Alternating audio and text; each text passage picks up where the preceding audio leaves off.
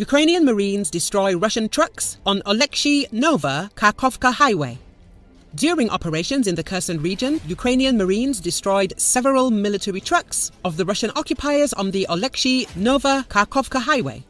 Thus, the defenders continue to violate the enemy's logistical routes, say the representative of the Ukrainian Voluntary Army South and the spokesperson of the Odessa Regional Military Administration, Serhiy Bratchuk.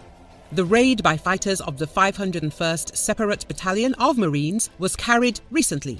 This is extremely difficult work. There are losses, but these trucks were supposed to supply the enemy with ammunition and now they have been destroyed, Bratchuk said to Espresso TV. According to him, disrupting the logistics routes of the invaders is one of the tasks of the Ukrainian Defense Forces on the left bank of the Dnipro River in the region.